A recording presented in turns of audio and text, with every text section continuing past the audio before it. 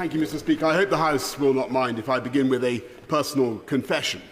A few months ago, the BBC came to see me to talk about Her Majesty the Queen, and we sat down and the cameras started rolling, and they requested that I should talk about her in the past tense. And I'm afraid I simply choked up and I couldn't go on. I'm really not easily moved to tears, but I was so overcome with sadness that I had to ask them to go away.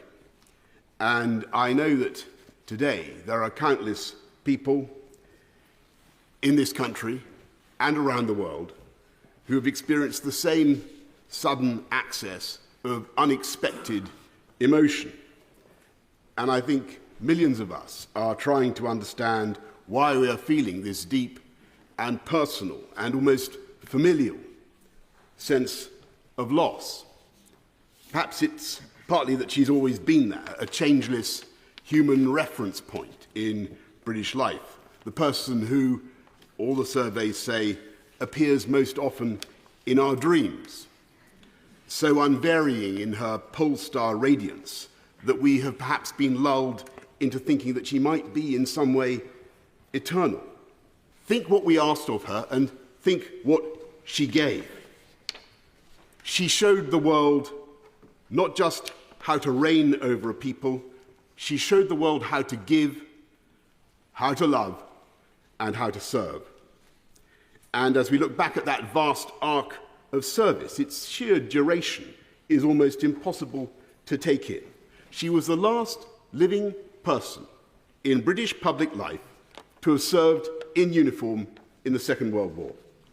She was the first female member of the royal family in 1,000 years to serve full-time in the armed forces, and that impulse to do her duty carried her right through into her 10th decade to the very moment in Balmoral, as my right honourable friend has said, only 3 days ago, when she saw off her 14th Prime Minister and welcomed her 15th, and I can tell you, in that audience, she was as radiant and as knowledgeable and as fascinated by politics as ever I can remember, and as wise in her advice as anyone I know, if not wiser.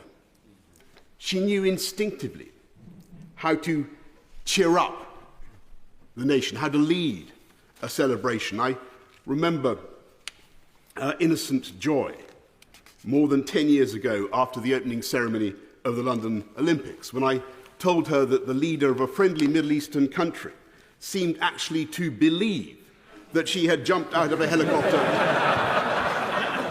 in a pink dress and parachuted into the stadium.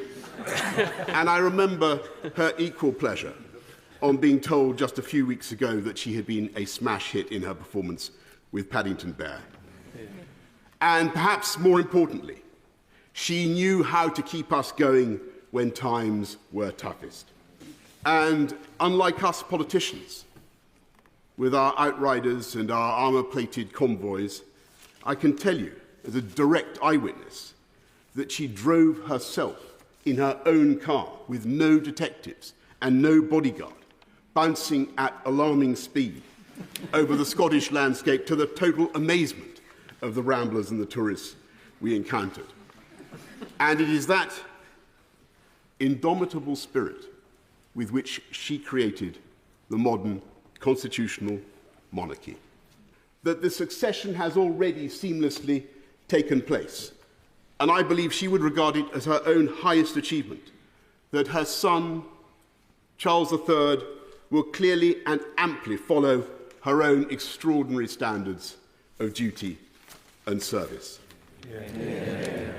And the fact that today we can say with such confidence, God save the King, is a tribute to him, but above all to Elizabeth the Great, who worked so hard for the good of her country, not just now, but for generations to come. That is why we mourn her so deeply. And it is in the depths of our grief that we understand why we loved her so much. Yeah.